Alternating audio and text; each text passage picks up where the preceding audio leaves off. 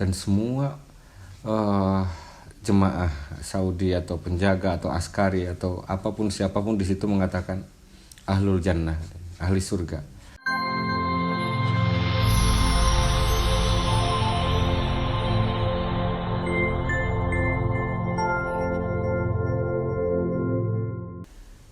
Bismillahirrahmanirrahim. Assalamualaikum warahmatullahi wabarakatuh. Alhamdulillah wassalatu wassalamu ala rasulillah wa ba'd. Rekan-rekan kaum muslimin dimana saja Anda berada, alhamdulillah pada kesempatan sekarang ini mudah-mudahan Tetes Kurnia Official dapat memberikan materi kembali kepada rekan-rekan sekalian, dan mudah-mudahan apa yang akan saya sampaikan ini memberikan contoh uswah hasanah atau contoh yang baik bagi kita sekalian. Pada kali ini saya ingin sedikit berbagi cerita tentang suatu peristiwa yang pernah saya alami dalam perjalanan saya menjadi seorang pembimbing baik ibadah umrah maupun ibadah haji. Andai pun mungkin di setiap orang memiliki cerita yang hampir mirip-mirip sama atau cerita yang memberikan perjalanan yang mengajaibkan dalam diri kita masing-masing. Namun rasanya ingin sekali saya menyampaikan cerita ini kepada rekan-rekan sekalian. Mudah-mudahan menjadi pendorong bagi kita sekalian dalam kerangka pendekatan diri kita kepada Sang Maha Kuasa Allah Rabbul Izzah. Diawali sesungguhnya pada tahun 2015 waktu itu.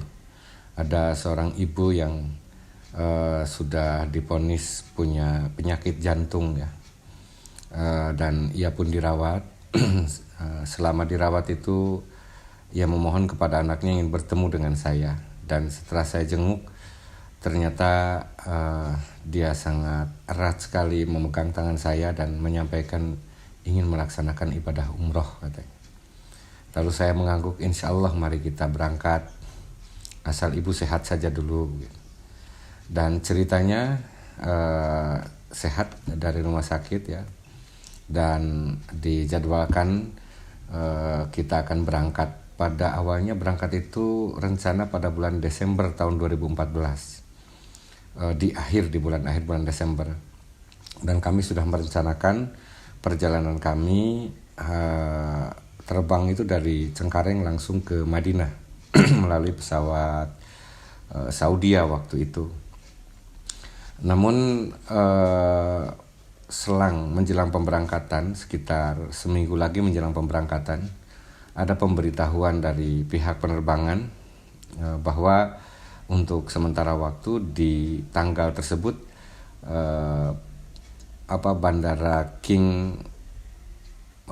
Bandara Amir Muhammad Madinah itu tidak untuk sementara di landing, untuk dapat landing pesawat dari berbagai arah karena ada kecelakaan pesawat Turkish Airlines pada saat itu. Kemudian akhirnya diputuskan yang akhirnya pada awalnya bahwa kita berangkat ini akan langsung ke Madinah, tiba-tiba harus berubah kita ke Jeddah. Dan setentang pikiran itu maka saya menginstruksikan pada perwakilan yang ada di Mekah bahwa perjalanan kami akan ke Mekah saja dulu untuk melaksanakan umroh, baru nanti kembali dari Madinah. Nah, ceritanya pada awal bulan Januari tahun 2015 berangkatlah kami bersama kurang lebih 78 jemaah, karena pada saat itu kami membawa 2 bis ya. Saya disertai anak saya sendiri membawa 2 bis, sekitar 78 jemaah pada saat itu, dan termasuk salah seorang ibu yang memesan dari sejak rumah sakit ingin mengikuti perjalanan ibadah itu. Ada sebuah keunikan sebelum ia berangkat. Ia memaksa kepada anaknya untuk menukarkan uang kepada saya, uang real.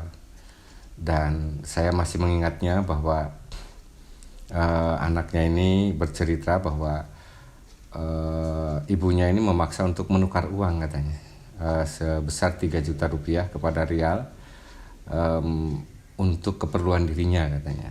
Walaupun anaknya pada saat itu sudah menentangnya.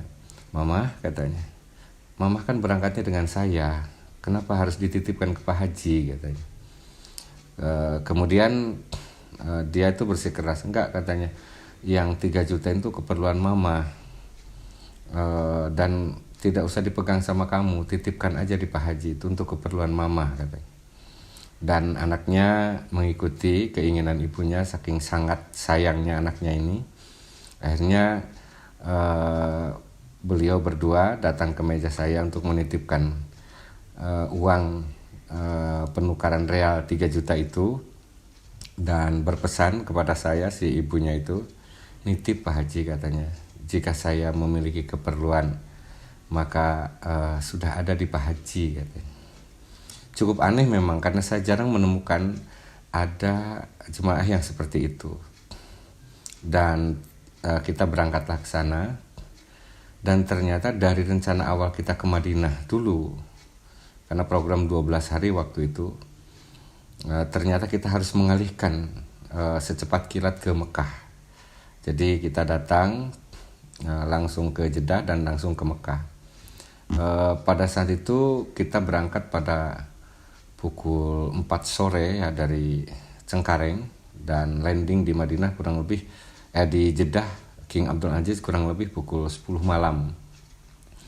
Maka setelah dijemput seperti biasanya, kami berangkat menuju Mekah langsung.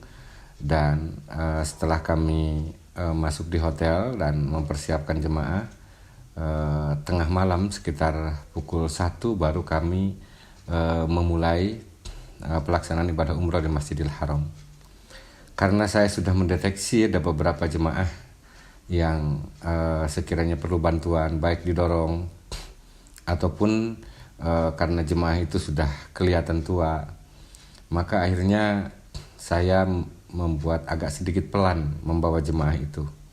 Termasuk si ibu yang saya perhatikan tadi, yang memiliki sejarah atau memiliki riwayat punya penyakit jantung sebelumnya. Maka dengan pelan sekali kami membimbing para jemaah dalam pelaksanaan ibadah tersebut bersama anak kami di belakang. Ceritanya sampai terselang sholat subuh.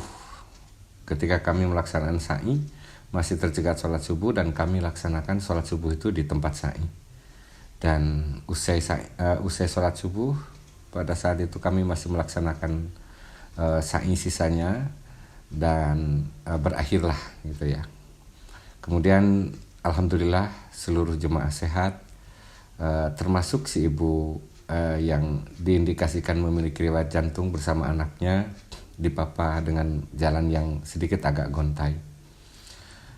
Saya ikuti beliau dengan anak saya di belakang, sedangkan yang lain dipersilahkan untuk menuju hotel karena kebetulan hotelnya sangat dekat keluar dari Masjidil Haram. Jadi pada saat itu tidak akan kesulitan jemaah untuk pulang kembali dari masjid ke Masjidil Haram. Karena kami tentu keluar dari tempat sa'i waktu itu yang masih mudah, jadi kami keluar dari Bab Ismail, dekat dengan pintu tempat masuknya Imam Masjidil Haram. Kemudian setelah itu kami menunggu si ibu yang sangat semangat melaksanakannya. Dia berjalan dengan penuh senyuman gitu. Jalannya cukup gontai. Lalu saya menawarkan jasa kepada ibu itu, Bu, mari kita dorong saja ya supaya nggak capek gitu. Lalu si ibu itu masih di dalam masjid mengatakan tidak usah katanya. Tidak usah Jang Haji gitu ya. Panggilan di Sunda biasa terhadap anak itu begitu. Tidak usah Jang Haji, sudah deket kok katanya. Jadi malah saya disuruhnya berangkat. Jang Haji berangkat aja duluan katanya. Kasihan yang lain nanti perlu panduan untuk makan pagi katanya. Lalu saya sadar karena si ibu ini perlu dibantu gitu ya, karena jalannya sudah gontai. Kemudian setelah itu anak saya disuruhnya pulang duluan juga gitu. Si AA suruh pulang duluan aja katanya, kasihan itu yang lain jemaah. Makanya saya menyuruhnya dia pulang duluan untuk menemani jemaah sarapan pagi gitu. Dan setelah anak saya pergi berangkat meninggalkan kami, Nah, tiba-tiba si ibu itu terengah-engah menatap saya. Lalu dia bilang lagi, Jang Haji, ayo pulang duluan katanya. Di sini kan ada si teteh anaknya itu. Enggak, saya biar nanti aja. Tapi dia memaksa, enggak katanya, silahkan duluan. Hanya saya tidak mau seperti memaksanya, dan saya pun akhirnya pulang duluan karena saya tanya anaknya, tahu katanya itu kok hotelnya dekat. Masih dalam posisi kain ihram. Baru saja tiba saya di mat'am atau ruang makan ya. Baru saya akan mengambil nasi, dan para jemaah pun masih kumpul di situ, ada bercengkrama dan lain sebagainya gitu. Mereka berpeluk-peluk karena sukses telah melaksanakan ibadah umroh gitu. Dan rata-rata mereka masih menggunakan kain ihram termasuk saya. Tiba-tiba berdering telepon ke saya, dan penjaga masjid askari dia memberitahukan bahwa jemaah kamu katanya ruh ila rohillah katanya, pergi ke pangkuan Allah katanya. Saya kaget, sudah sudah merasa bahwa pasti si ibu tersebut yang meninggal. Lalu saya berlari turun lagi, tidak jadi sarapan pagi, masih dalam posisi saya berihram, dan ternyata dalam posisi sekarat di pintu Masjid Ismail, pas mau keluar Masjidil Haram. Lalu karena sudah bergeletar dan kami pun rebahkan di pangkuan saya waktu itu, anaknya ikut menangis berkaca-kaca, dan saya membimbingnya, dan dia menatap mata saya dengan begitu indah. Lalu saya membimbingnya dengan kata-kata la ilaha illallah. Dia mengikutinya dengan suara lantang la ilaha illallah, dan lepaslah. Pada saat itu saya terderahkan menutup matanya, dan ya Rob, sepanjang pengalaman saya memperhatikan orang yang meninggal, rasanya baru kali ini saja saya menemukan situasi seperti itu, bahwa tersungging senyuman di sudut bibirnya yang luar biasa membuat saya kaget. Andai kata dia seorang ibu saya atau seorang yang muhrim dengan saya, tentu saya akan menciuminya karena senyuman yang sangat bahagia tersungging di mulutnya. Pada saat itu kami dibantu oleh askari untuk segera dideteksi sebab-sebab meninggalnya, dan kebetulan di bawah hotel itu ada rumah sakit Ajiat namanya ya, rumah sakit kecil untuk melakukan pertolongan pertama ya di depan Masjid Haram. Kemudian kami bawa ke situ dan dipacu jantung, dan pihak rumah sakit sudah mengatakan finish, artinya sudah tiada ya, sudah ini. Akhirnya di sebuah kamar ditutuplah dengan masih berpakaian ihram, dan saya memberitahukan pada kawan-kawannya yang sedang makan, dan mereka pun kaget. Satu persatu saya pandu mereka masuk ke ruangan kamar di mana tempat beliau disimpan. Dan ya Allah, saya sangat luar biasa tidak tahan saya waktu itu melihat wajahnya. Kenapa? Karena ketika saya membimbingnya untuk melafadzkan la ilaha illallah di pangkuan saya waktu itu, lalu kami antarkan ke rumah sakit yang dekat itu depan masjid, dan setelah diperiksa dan kami tutup ya dengan kain putih, dan ketika kawan-kawan jemaahnya pada datang untuk melihat, ya Rob, ternyata wajahnya berubah lagi,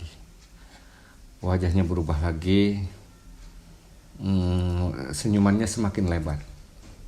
Rasanya saya pada saat itu yang langsung menyaksikan tidak tahan ya, sangat haru dan bahagia, ikut bahagia walaupun saya berduka begitu. Beliau meninggal. Anaknya pun begitu santun, begitu rileks. Saya sadarkan beliau, ibu ini calon surga, calon penghuni surga, saya bilang.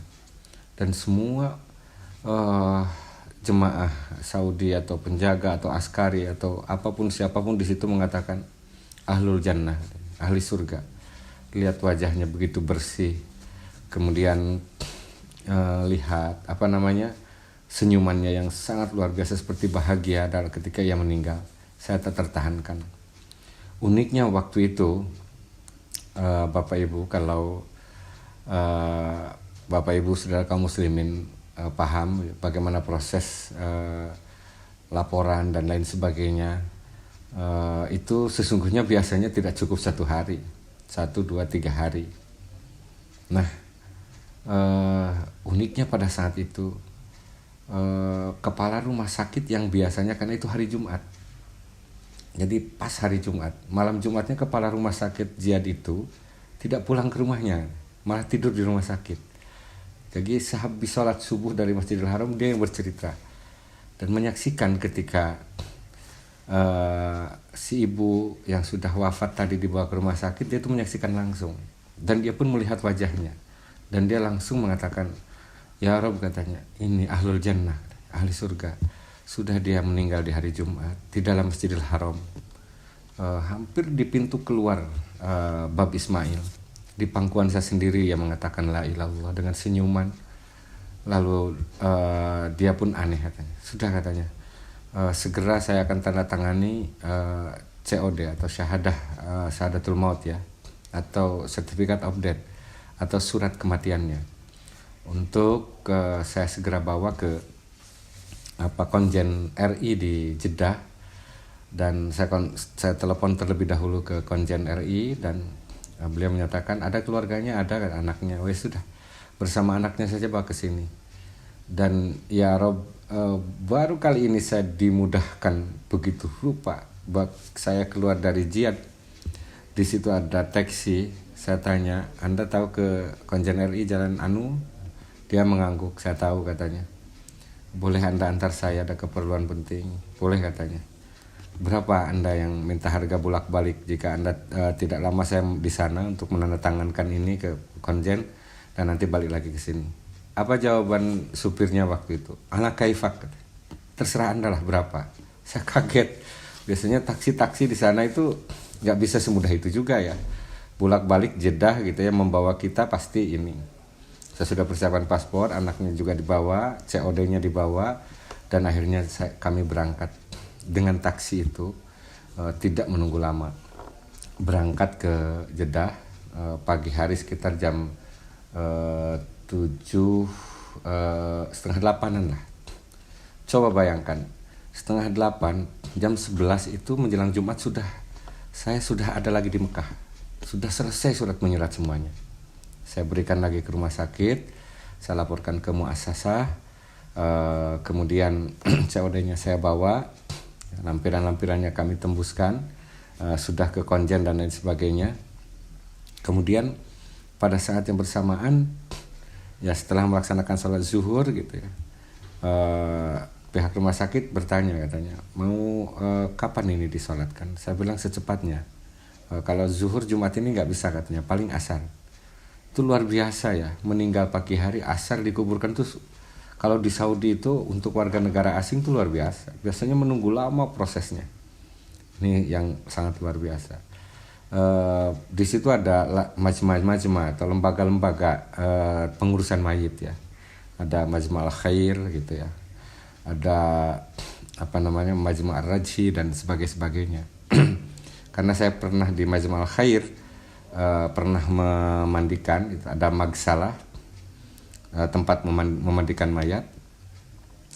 Lalu pihak rumah sakit Jihad menawarkan, kamu, katanya, mau di mana ini? Saya bilang ditawarkan 2, Majma' Khair al-Rajhi, karena saya mau tahu al-Rajhi yang di awal itu. Akhirnya saya pilih al-Rajhi. Halas, katanya, stand suaya, tunggu sebentar. Jadi datanglah ambulan itu sehabis sholat Jumat.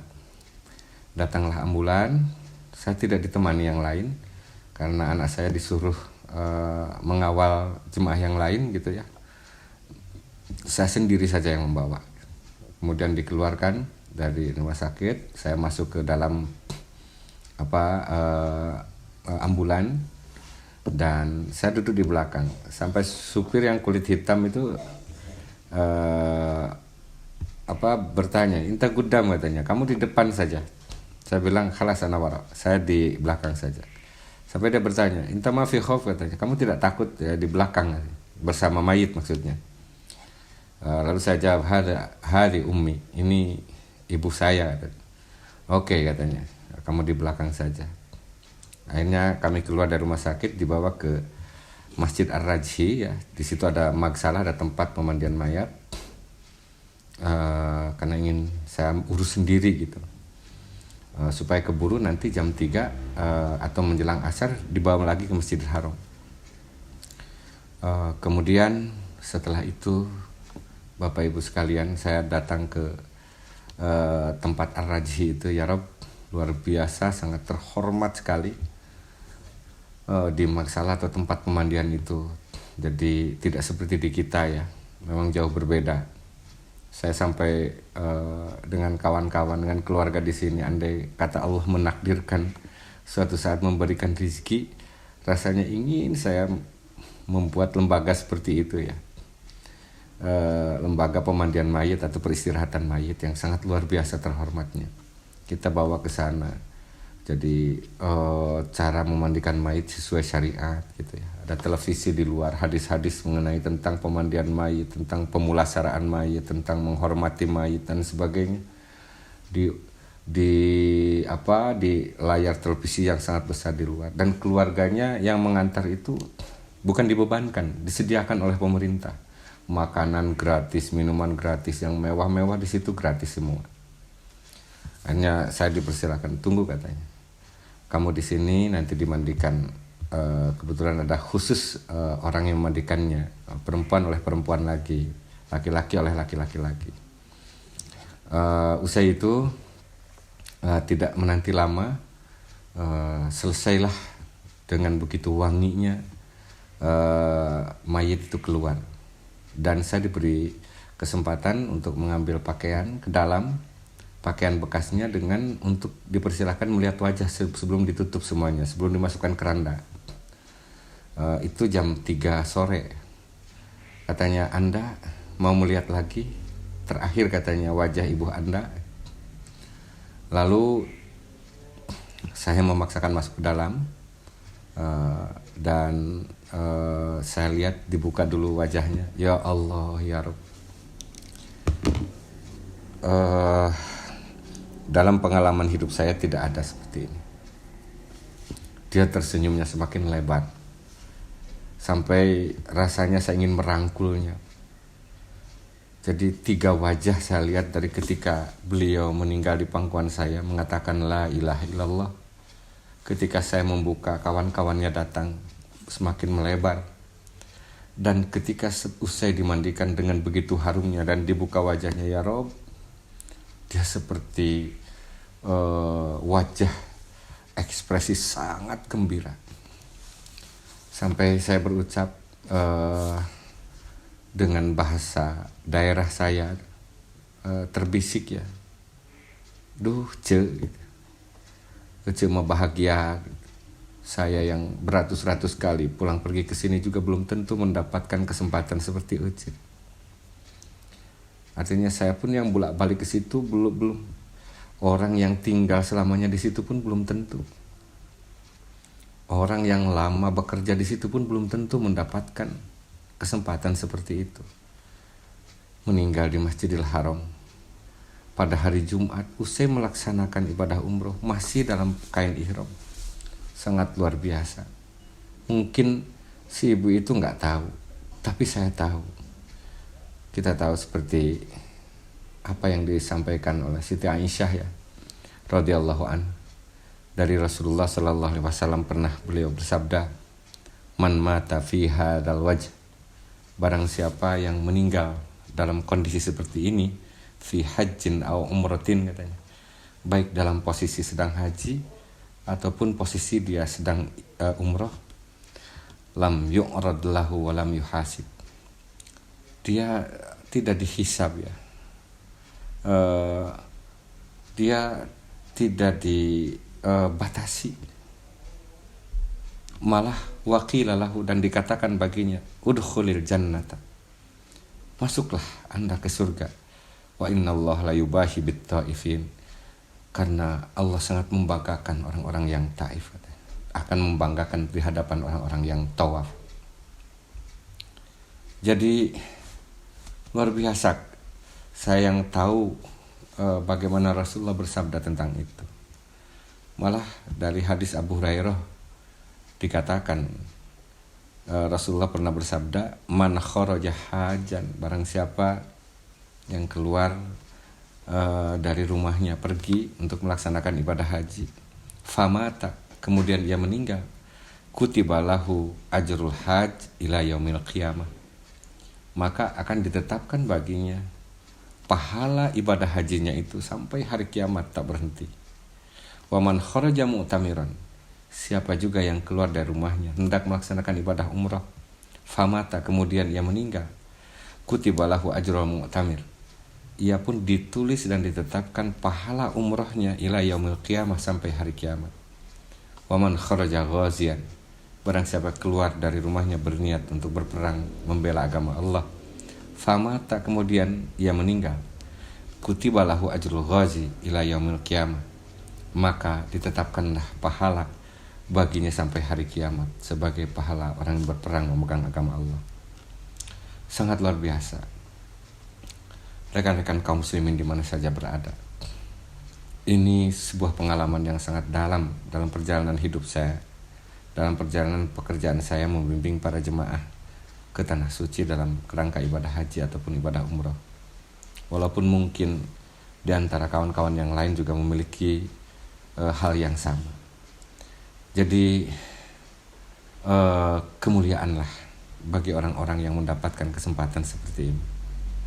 Sesaat itu kami segera jam 3 itu menuju Masjid Haram dengan ambulan yang sama menunggu. Saya pun tetap di belakang. Padahal di ambulan itu hanya supir dengan saya. Pada saat itu ada perbaikan jalan, maka datangnya ambulan itu dari Maulid Nabi. Karena dari arah jalan Jihad Sud yang biasanya dipakai untuk mengangkut itu ditutup terlebih dahulu, ada perbaikan jalan. Jadi kendaraan itu, ambulan itu datangnya dari arah Maulid Nabi.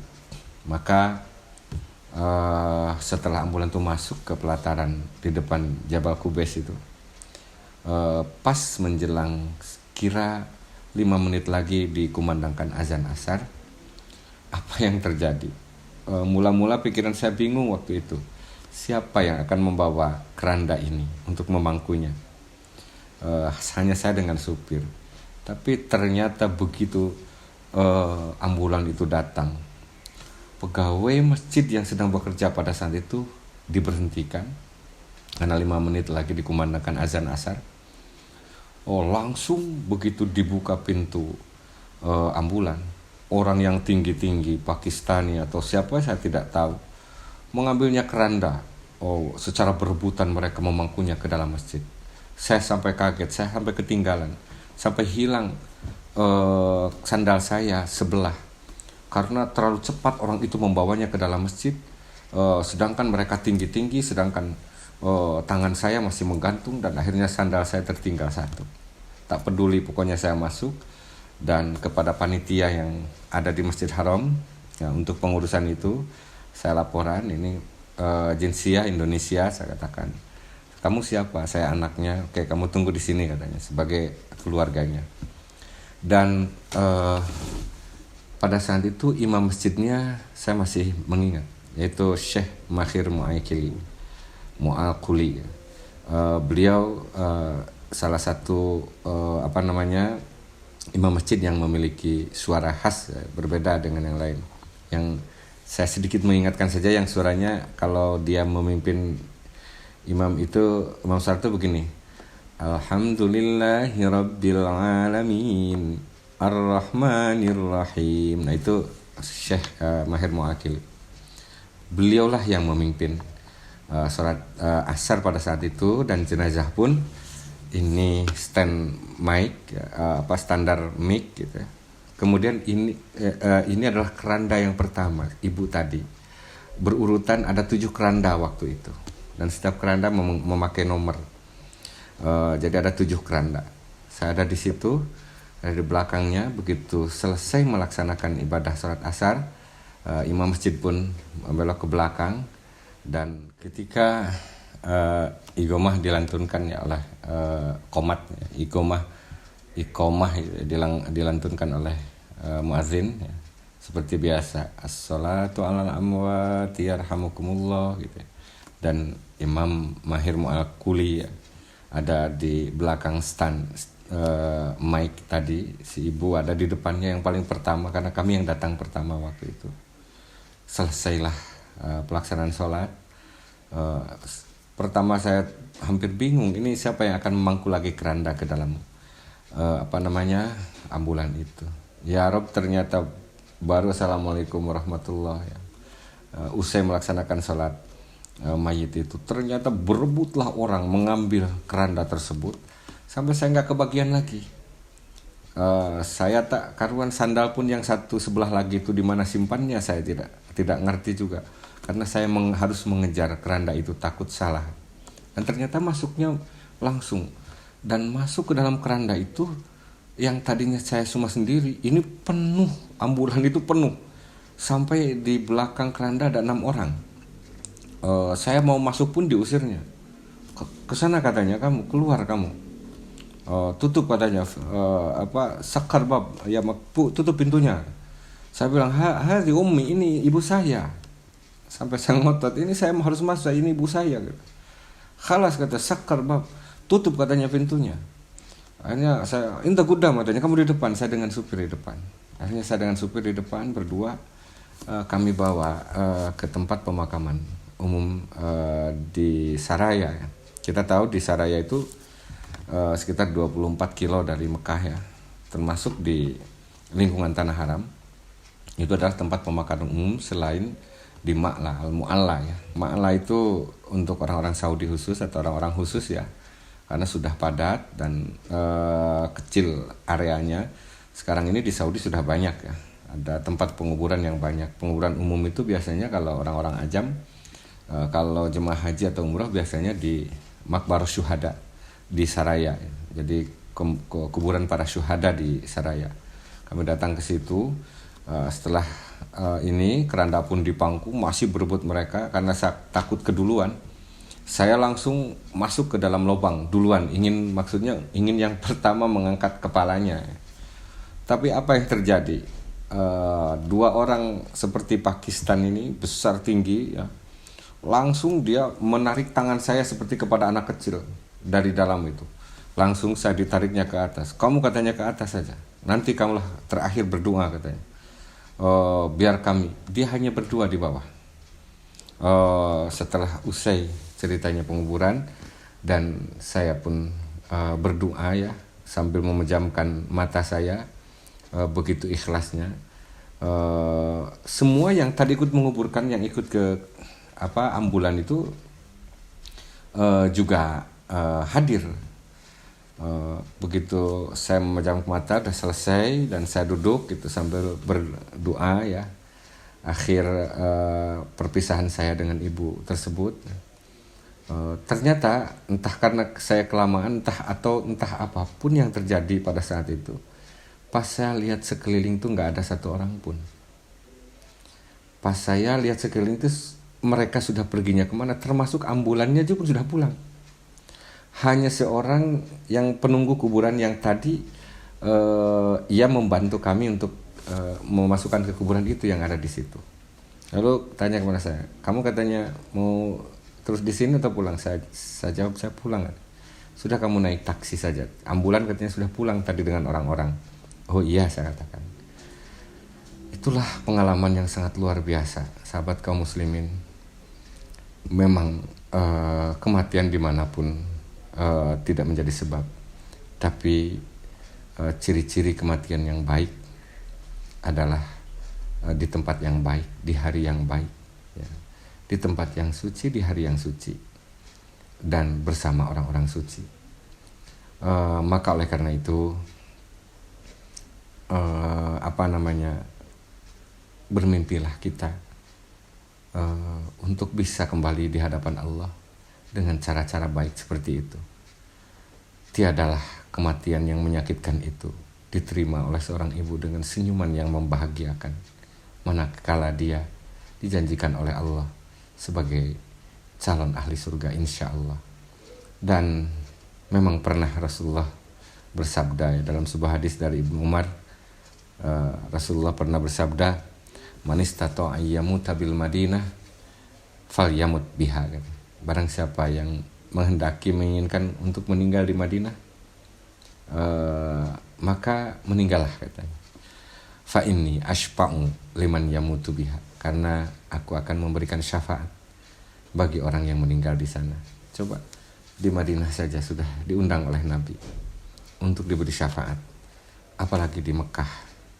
Kemudian Allah sudah menjanjikan seperti kabar dari Rasulullah SAW, amalan haji atau umrahnya akan terus-terus dilipat gandakan sampai hari kiamat. Mudah-mudahan kematian kita menghadap Allah kelak hari dalam keadaan husnul khatimah, dalam keadaan baik, dan rencanakanlah, bermimpilah kita mendapatkan senyuman ketika kematian yang mengerikan itu datang. Subhanakallah bihamdika asyhadu an la ilaha illa anta astaghfiruka wa atubu ilaik. Wassalamualaikum warahmatullahi wabarakatuh.